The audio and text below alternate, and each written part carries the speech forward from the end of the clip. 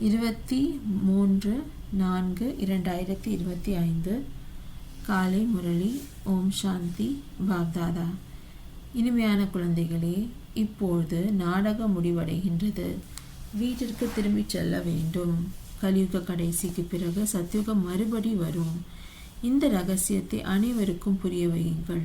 கேள்வி: ஆத்மா பாகத்தை நடித்து நடித்து களைத்து போனது. களைப்பிற்கான முக்கிய காரணம் என்ன? பதில்: அதில் அதிக பக்தி செய்து அநேக கோவில்கள் கட்டி பணம் செலவழித்தாயிற்று. அடிவாங்கி சத்தோபிரதான ஆத்மா தமோ பிரதானமாக ஆகிவிட்டது. தமோ பிரதானமாகி ஆகிவிட்ட காரணத்தினால்தான் துக்கம் அடைந்துள்ளது. ஏதாவது ஒரு விஷயத்தில் ஒருவர் சலிப்படைந்து விடும்போது களைப்பாகி விடுகிறது. இப்போது அனைத்து களைப்பையும் போக்குவதற்காக பாபா வந்துள்ளார். ஓம் சாந்தி. ஆன்மீக தந்தை வந்து குழந்தைகளுக்கு புரிய வைக்கின்றார். அவருடைய பெயர் என்ன? சிவா. இங்கே அமர்ந்திருக்கின்றீர்கள் என்றால் குழந்தைகளுக்கு நல்லபடியாக நினைவிருக்க வேண்டும். இந்த டிராமாவில் அனைவருக்கும் என்ன பாகம் உள்ளது, அது அனைத்துமே இப்போது முடிவடைகின்றது. நாடகம் முடிவடைய போகிறது என்றால் நடிகர்கள் அனைவருமே இப்போது நமது பாகம் முடியப் போகிறது என்பதை உணர்ந்திருக்கிறார்கள். இப்போது வீட்டிற்கு செல்ல வேண்டும். குழந்தைகளாகிய உங்களுக்கும் பாபா இப்போது புரிய வைத்துள்ளார்.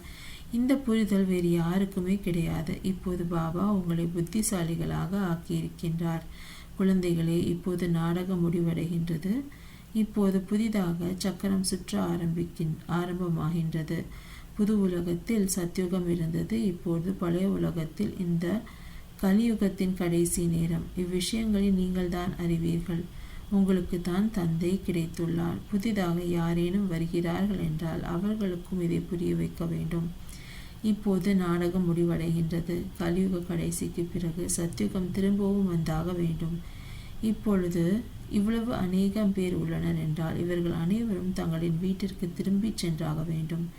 இப்போது நாடகம் முடிவடைகின்றது. இதன் மூலம் மனிதர்கள் பிரளயம் வரும் என்று புரிந்து கொள்கின்றனர். இப்போது பழைய உலகத்தின் விநாசம் எப்படி ஏற்படுகிறது என்று நீங்கள் அறிவீர்கள்.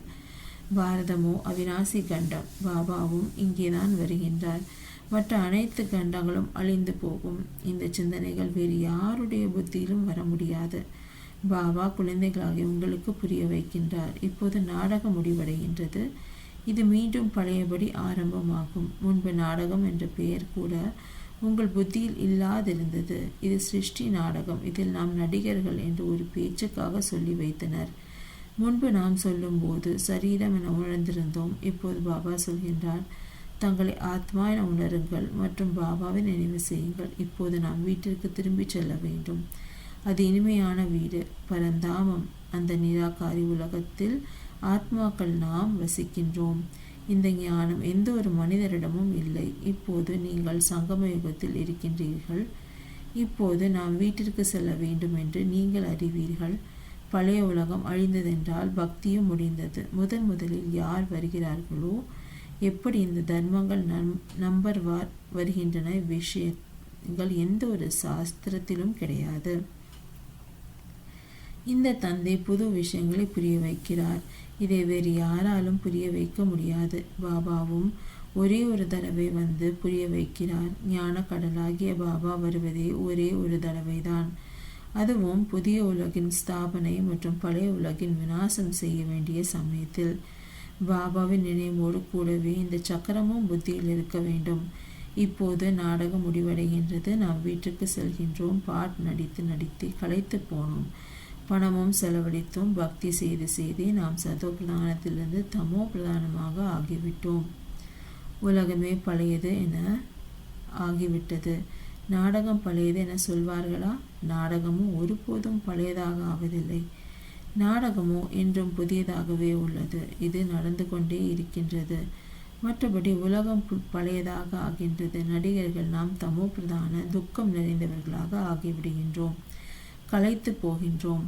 சத்யுகத்தில் களைத்து போவதில்லை. எந்த விஷயத்திலும் களைத்து போவதற்கான அல்லது சலிப்படைவதற்கான தேவையில்லை. இங்கோ அநேக விதமான துன்பங்கள் காணப்படுகின்றன. நீங்கள் அறிவீர்கள், இந்த பழைய உலகம் அழிந்துவிடப் போகின்றது. உறவினர் முதலான எந்த ஒரு நினைவும் வரக்கூடாது. ஒரு தந்தையை மட்டும் நினைவு செய்ய வேண்டும். இதன் மூலம்தான் விகர்மங்கள் விநாசமாகும். விகர்மங்கள் விநாசமாவதற்கான வேறு எந்த ஒரு உபாயமும் கிடையாது. கீதையிலும் கூட மன்மனா பவ என்று சொல் உள்ளது. ஆனால் அர்த்தத்தை யாராலும் புரிந்து கொள்ள முடியவில்லை. பாபா சொல்கிறார், என்னை நினைவு செய்யுங்கள், ஆஸ்தியை நினைவு செய்யுங்கள். நீங்கள் உலகத்தின் வாரிசாக, அதாவது எஜமானர்களாக இருந்தீர்கள். இப்பொழுது நீங்கள் உலகத்தின் வாரிசாக ஆகிக் கொண்டிருக்கின்றீர்கள். ஆகவே எவ்வளவு குஷி இருக்க வேண்டும். இப்பொழுது நீங்கள் சோழியிலிருந்து வைரமாக ஆகிக் கொண்டிருக்கின்றீர்கள். இங்கே நீங்கள் வந்திருப்பதே பாபாவிடம் இருந்து ஆஸ்தி பெறுவதற்காக. நீங்கள் அறிவீர்கள், எப்போது கலைகள் குறைந்து விடுகின்றனவோ அப்போது பூக்களின் தோட்டம் வாடி போகின்றது. இப்போது நீங்கள் பூக்களின் தோட்டமாக ஆகிறீர்கள். சத்யுகம் தோட்டம் என்றால் எவ்வளவு அழகாக உள்ளது. பிறகு கொஞ்சம் கொஞ்சமாக கலைகள் குறைந்து கொண்டே போகின்றன. 2 கலைகள் குறைந்தன என்றால் தோட்டம் வாடி போனது. இப்போதோ முள் நிறைந்த காடாக ஆகிவிட்டுள்ளது. இப்போது நீங்கள் அறிவீர்கள், உலகத்திற்கு எதுவுமே தெரியாது. இந்த ஞானம் உங்களுக்கு கிடைத்து கொண்டிருக்கின்றது. இது புதிய உலகத்திற்கான புதிய ஞானம். புதிய உலகம் ஸ்தாபனை ஆகின்றது. ஸ்தாபனை செய்பவர் பாபா. வந்து சொர்க்கத்தை படையுங்கள் என்று அவரைத்தான் நினைவு செய்கின்றனர். சுகதாமத்தை உருவாக்குவீர்களானால் நிச்சயமாக துக்க உலகம் விநாசமாகும், இல்லையா? பாபா தினந்தோறும் புரிய வைத்து கொண்டே இருக்கின்றார். அதை தாரணை செய்து பிறகு மற்றவர்களுக்கு புரிய வைக்க வேண்டும். முதலிலோ முக்கிய விஷயத்தை புரிய வைக்க வேண்டும். நம்முடைய தந்தை யார்? அவரிடமிருந்து நாம் ஆஸ்தி பெற வேண்டும். பக்தி மார்க்கத்திலும் காட் ஃபாதர் என சொல்லி நினைவு செய்கின்றனர். எங்களது துக்கத்தை போக்கி சுகம் கொடுங்கள். ஆக குழந்தைகளாகிய உங்களுடைய புத்தியிலும் கூட நினைவிருக்க வேண்டும். பள்ளிக்கூடத்தில் மாணவர்களின் புத்தியில் ஞானம் உள்ளது. வீடு வாசல் பற்றிய நினைவு அல்ல. மாணவ வாழ்க்கையில் வேலை தொழில்கள் பற்றிய விஷயங்கள் இருப்பதில்லை. படிப்புதான் நினைவில் இருக்கும். இங்கோ பிறகு கர்மங்கள் செய்து கொண்டே இல்லற விவகாரங்கள் இருந்தவாறே இந்த படிப்பை படியுங்கள் என பாபா சொல்கின்றார். அவ்வாறின்றி சன்னியாசிகளைப் போல் வீடு வாசலை விட்டு விடுங்கள் என சொல்வதில்லை. இது ராஜயோகமாகும். இது இல்லற மார்க்கம். உங்களுடையது ஹட்டயோகம் என்ற சன்னியாசிகளும் கூட நீங்கள் சொல்ல முடியும். நீங்கள் சன்னியாசிகள் வீடு வாசலை விட்டு விடுகிறீர்கள். இங்கே அந்த விஷயம் கிடையாது. இந்த உலகமே இப்படி அழுக்காக உள்ளது. இதில் என்ன ஈடுபாடு இருக்கும்? ஏழைகள் முதலானோர் எப்படி இருக்கின்றார்கள்? பார்க்கும்போது இதன் மீது வெறுப்பு வருகின்றது. வெளியிலிருந்து பார்வையாளர் வருகின்றார்கள் என்றால் அவர்களுக்கு மிக நல்ல நல்ல இடங்களை காண்பித்து விடுகின்றனர். ஏழைகள் முதலானோர் எப்படி அழுக்கில் இருந்து கொண்டிருக்கின்றார்கள், அதையெல்லாம் காட்டுவதில்லை. இதுவோ நரகமேதான். அதிலும் வேறுபாடோ அதிகம் இல்லையா? பணக்காரர்கள் இங்கே வசிக்கின்றார்கள், ஏழைகள் இங்கே வசிக்கின்றனர். கர்மங்களின் கணக்கு தான் இல்லையா? சத்யுகத்தில் இது போன்ற அழுக்கு இருக்க முடியாது. அங்கேயும் வேறுபாடோ உள்ளது இல்லையா? சிலர் தங்கத்தால் மாளிகை உருவாக்குகிறார்கள், சிலர் வெள்ளியாலும் சிலர் செங்கலாலும் கட்டுவார்கள். இங்கோ எத்தனை கண்டங்கள் உள்ளன. ஓர் ஐரோப்பிய கண்டமே எவ்வளவு பெரியது. அங்கே சத்யுகத்தில் நாம் மட்டுமே இருப்போம். இதுவும் கூட புத்தியில் இருக்குமானால் எவ்வளவு மகிழ்ச்சி நிறைந்த மனநிலை இருக்கும். மாணவர்களின் புத்தியில் படிப்புதான் நினைவிருக்கும். தந்தை மற்றும் ஆஸ்தி இதுவோ புரிய வைக்கப்பட்டுள்ளது. இன்னும் கொஞ்சம் சமயமே உள்ளது. அவர்களோ லட்சக்கணக்கான ஆயிரக்கணக்கான வருடங்கள் என சொல்லிவிடுகின்றனர். இங்கோ விஷயமே 5000 வருடங்களுக்கானது தான். குழந்தைகள், நீங்கள் புரிந்து கொள்ள முடியும். இப்போது நமது ராஜதானியின் ஸ்தாபனை ஆகிக் கொண்டிருக்கின்றது. மற்றபடி முழு உலகமும் அழிந்து போகும். இது படிப்பு இல்லையா? புத்தியில் புது இந்த நினைவு இருக்க வேண்டும். நாம் மாணவர்கள், நமக்கு பகவான் படிப்பு சொல்லி தருகின்றார். அப்போது எவ்வளவு குஷி இருக்கும். இது ஏன் மறந்து போகின்றது? மாயா மிகவும் சக்தி வாய்ந்தது. அது மறக்கடித்து விடுகின்றது. பள்ளிக்கூடத்தில் மாணவர்கள் அனைவரும் படித்து கொண்டுள்ளனர். அனைவரும் அறிந்துள்ளனர். நமக்கு பகவான் கற்றுத்தருகிறார். அங்கோ அநேக விதமாக கல்வி கற்றுத்தரப்படுகின்றது. அநேக ஆசிரியர்கள் உள்ளனர். இங்கோ சங்கமுகத்தில் ஒரே ஒரு ஆசிரியர், ஒரே படிப்பு. மற்றபடி உதவியாளர்களான ஆசிரியர்களோ அவசியம் வேண்டும். பள்ளிக்கூடம் ஒன்றுதான். மற்றபடி கிளைகள் அநேகம் உள்ளது. கற்பிப்பவர் ஒரு தந்தை தான். தந்தை வந்து அனைவருக்கும் சுகம் தருகிறார். நீங்கள் அறிவீர்கள், அரை கல்பத்திற்கு நாம் சுகமாக இருப்போம். ஆக இந்த குஷியும் இருக்க வேண்டும். சிவபாபா நமக்கு கற்றுத்தருகிறார். சிவபாபா சொர்க்கத்தின் படைப்பை படைக்கின்றார். நாம் சொர்க்கத்தின் எஜமானராக ஆவதற்காக படிக்கின்றோம். எவ்வளவு குஷி உங்களுக்குள் இருக்க வேண்டும். அந்த மாணவர்களும் கூட சாப்பிட்டு கொண்டே அருந்தி கொண்டே வீட்டின் அனைத்து காரியங்களையும் செய்கின்றனர். ஆம், யாராவது ஹாஸ்டலில் உள்ளனர் என்றால் படிப்பின் மீது அதிக கவனம் இருக்கும். சேவை செய்வதற்காக பெண் குழந்தைகள் வெளியில் தங்குகின்றனர். எப்படி எப்படி மனிதர்கள் எல்லாம் அங்கே வருகின்றனர். இங்கோ நீங்கள் எவ்வளவு பாதுகாப்பாக இருக்கின்றீர்கள். யாரும் உள்ளே பிரவேசிக்க முடியாது. இங்கே யாருடைய சங்கமும் கிடையாது. பதித்தர்களுடன் பேச வேண்டிய தேவை கிடையாது. நீங்கள் யாருடைய முகத்தையும் பார்க்க வேண்டிய தேவையும் கிடையாது. பிறகும் கூட வெளியில் வசிப்பவர்கள் வேகமாக சென்று விடுகின்றனர். எப்படிப்பட்ட அதிசயம்! வெளியில் தங்கியிருப்பவர்கள் எத்தனை பேருக்கு படிப்பித்து தங்களுக்கு சமமாக ஆக்கி அழைத்து வருகின்றனர். பாபா சமாச்சாரத்தை கேட்கிறார். எப்படி நோயாளிகளை அழைத்து வந்திருக்கிறீர்கள்? யாராவது மிகவும் மோசமான நோயாளிகள் என்றால் அவர்கள் 7 நாள் பட்டியல் வைக்கப்படுகிறார்கள். இங்கே எந்த ஒரு சூத்திரரையும் அழைத்து வரக்கூடாது. இந்த மதுபன் பிராமணர்களாகிய உங்களுடைய கிராமம் போன்றது. இங்கே தந்தை குழந்தைகளாய் உங்களுக்கு அமர்ந்து புரிய வைக்கிறார். உலகத்திற்கு எஜமானராக்குகிறார். யாராவது சூத்திரர்களை அழைத்து வருவார்கள், ஆனால் வைப்ரேஷனை கெடுத்து விடுவார்கள். குழந்தைகளாகிய உங்களுடைய நடத்தை மிகவும் ராயலாக மேலானதாக இருக்க வேண்டும். இன்னும் போனால் உங்களுக்கு அதிக சாட்சாத்காரம் ஆகிக் கொண்டே இருக்கும். அங்கே என்னென்ன இருக்கும்? மிருகங்களும் கூட எவ்வளவு நல்லதாக இருக்கும்.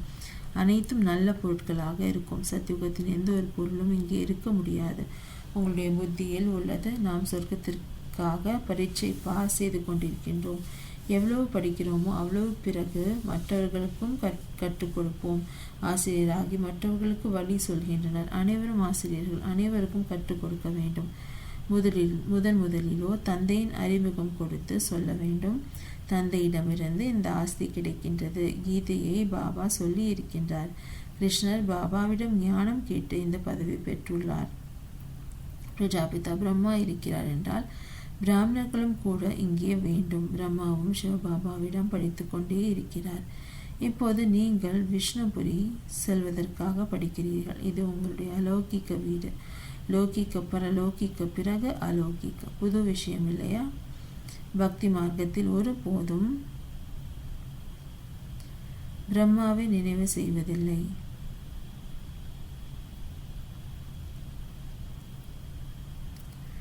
பிரம்மா பாபா என சொல்வதற்கு யாருக்கும் தோன்றவில்லை.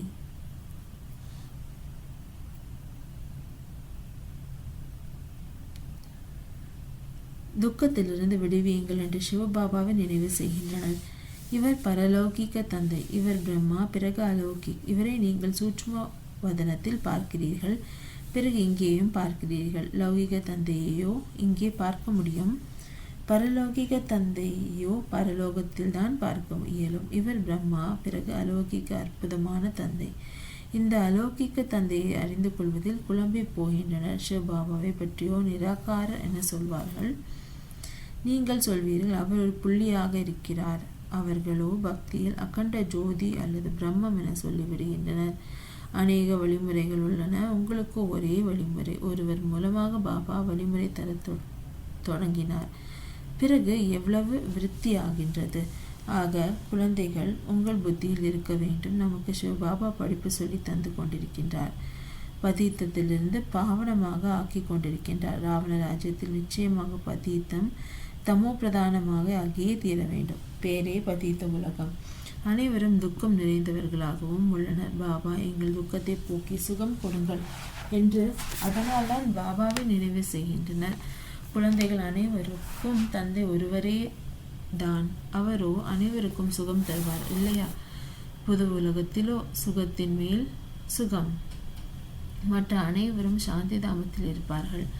இது புத்தியில் இருக்க வேண்டும். இப்போது நாம் சாந்தி தாமத்திற்கு போக போகிறோம். எவ்வளவு அருகில் வந்து கொண்டே இருக்கின்றீர்களோ அப்போது இன்றைய உலகம் என்பதென்ன, நாளைய உலகம் என்னவாக இருக்கும்? அனைத்தையும் பார்த்து கொண்டே இருப்பீர்கள். சொர்க்கத்தின் ராஜபதவியை அருகில் பார்த்து கொண்டே இருப்பீர்கள். ஆக குழந்தைகளுக்கு முக்கிய விஷயத்தை புரிய வைக்கிறார். புத்தியில் இது நினைவிருக்க வேண்டும். அதாவது நாம் பள்ளிக்கூடத்தில் அமர்ந்துள்ளோம். சிவபாபா இந்த ரதத்தில் சவாரி செய்துள்ளார். நமக்கு படிப்பு சொல்லித்தருகிறார். இவர் பாகீரதம். பாபாவும் ஒரு முறைதான் அவசியம் வருவார். பாகீரதத்தின் பேர் என்ன என்பது கூட யாருக்கும் தெரியாது. இங்கே குழந்தைகள், நீங்கள் இப்போது பாபாவின் முன்னிலையில் இருக்கிறீர்களோ அப்போது புத்தியில் நினைவிருக்க வேண்டும். பாபா வந்துவிட்டார். நமக்கு சிருஷ்டி சக்கரத்தின் ரகசியத்தை சொல்லிக் கொண்டிருக்கின்றார். இப்போது நாடகம் முடிவடைகின்றது. இப்போது நான் வீட்டிற்கு செல்ல வேண்டும். இதை புத்தியில் வைப்பது எவ்வளவு சுலபம். ஆனால் இதையும் கூட நினைவு செய்ய முடிவதில்லை. இப்போது சக்கரம் முடிவடைகின்றது. இப்போது நாம் மீண்டும் புதிய உலகிற்கு வந்து பாகத்தை நடிக்க வேண்டும். பிறகு நமக்கு பின்னால் யார் யார் வருவார்கள், இந்த சக்கரம் முழுவதும் எப்படி சுற்றுகிறது, உலகம் எப்படி விருத்தி அடைகின்றது என்று நீங்கள் அறிவீர்கள். புதியதிலிருந்து பழையதாக, பிறகு பழையதிலிருந்து புதியதாக ஆகின்றது. விநாசத்திற்கான ஏற்பாடுகளையும் பார்த்து கொண்டிருக்கிறீர்கள். இயற்கை சேதங்களும் நடைபெறப் போகின்றன. இவ்வளவு வெடிகுண்டுகளை தயாரித்து வைத்துள்ளனர் என்றால் பயன்படுத்துவதற்காகத்தான் இல்லையா? வெடிகுண்டுகளால் தான் இவ்வளவு அழிவிற்கான வேலை நடைபெறும். அதனால் மனிதர்கள் சண்டையிடுவதற்கு தேவை இல்லாமற் போகும். சேனைகளுக்கு பிறகு பயன்படுத்தாமல் விடுவித்து கொண்டே செல்வார்கள். வெடிகுண்டுகளை மட்டும் வீசிக்கொண்டே செல்வார்கள். பிறகு இவ்வளவு மனிதர்களையும் வேலையே விட்டு சென்று விடுவார்கள். அப்போது பட்டினியால் செத்து போவார்கள் இல்லையா? இவை அனைத்தும் நடக்கப் போகின்றன. பிறகு சிப்பாய் முதலானவர்கள் என்ன செய்வார்கள்? நிலநடுக்கங்கள் நடந்து கொண்டே இருக்கும். வெடிகுண்டுகள் விழுந்து கொண்டே இருக்கும். ஒருவர் மற்றவரை கொன்று கொண்டே இருப்பார்கள். இரத்த ஆறு ஓடும் நாடகமா நடக்கப் போகிறது இல்லையா? ஆக இங்கே எப்போது வந்து அமர்கிறீர்களோ இந்த விஷயங்களை பற்றி சிந்தனை செய்ய வேண்டும். சாந்தி தாமம், சுகதாமத்தை நினைவு செய்து கொண்டே இருங்கள். மனதை கேளுங்கள். நமக்கு என்ன நினைவிருக்கிறது? பாபாவின் நினைவில்லை என்றால் நிச்சயமாக புத்தி எங்கோ அலைகின்றது. விக்ரமங்களும் விநாசமாகாது. பதவியும் குறைந்து போகும். நல்லது. பாபாவின் நினைவு நிற்கவில்லை என்றால் சக்கரத்தை பற்றி சிந்தனை செய்தாலும் கூட குஷி அதிகரிக்கும். ஆனால் ஸ்ரீமத் படி நடப்பதில்லை. பாப்தாதாவின் மனதில் இடம் பிடிக்க முடியாது. சேவை செய்யவில்லை என்றால் அநேகருக்கு தொந்தரவு கொடுத்து கொண்டே இருக்கின்றனர். சிலரோ அநேகரை தங்களை போல் ஆக்கி பாபாவிடம் அழைத்து வருகின்றனர். ஆக பாபா அதை பார்த்து குஷி அடைகின்றார். நல்லது. இனிமையிலும் இனிமையான தேடி கண்டெடுக்கப்பட்ட செல்ல குழந்தைகளுக்கு தாயும் தந்தையும் ஆகிய பாப்தாதாவின் அன்பு நினைவு மற்றும் காலை வணக்கம்.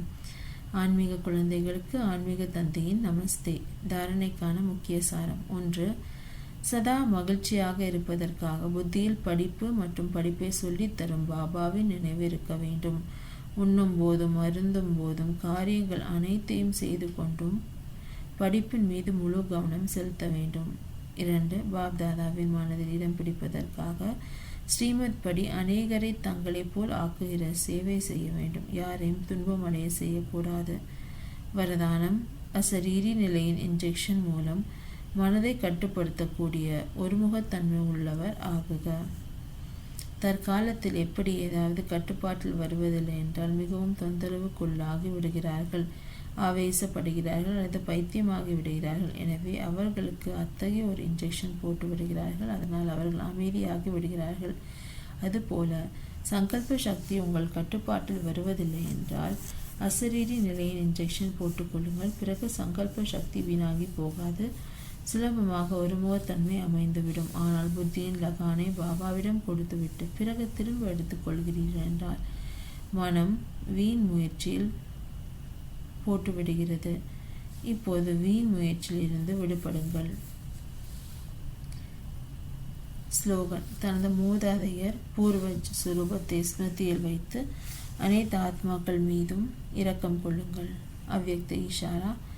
இணைந்த ரூபத்தின் ஸ்மிருதி மூலம் சதா வெற்றியாளர் ஆகுங்கள். எப்படி சரீரம் மற்றும் ஆத்மா இரண்டுமே இணைந்து காரியமாற்றுகின்றனவோ அதுபோல் கர்மம் மற்றும் யோகம் இரண்டும் இணைந்திருக்க வேண்டும். கர்மம் செய்யும் போது நினைவு மறக்கக்கூடாது மற்றும் நினைவு செய்யும் போது கர்மம் மறக்கக்கூடாது. ஏனென்றால் உங்கள் டைட்டிலே கர்மயோகி. கர்மம் செய்யும்போது நினைவில் இருப்பார்கள். சதா விலகியும் அன்பானவராகவும் இருப்பார்கள். லேசாகவும் இருப்பார்கள். ஞானம் நிறைந்தவராக இருப்பதுடன் சக்திசாலியான ஸ்டேஜில் இருப்பார்கள். ஞானம் நிறைந்தவர் மற்றும் சக்தி நிறைந்தவர், இந்த 2 ஸ்டேஜ்களையும் இணைந்த நிலையில் இருக்க வேண்டும். அப்போது ஸ்தாபனையின் காரியம் தீவிர வேகத்துடன் நடைபெறும். ஓம் சாந்தி.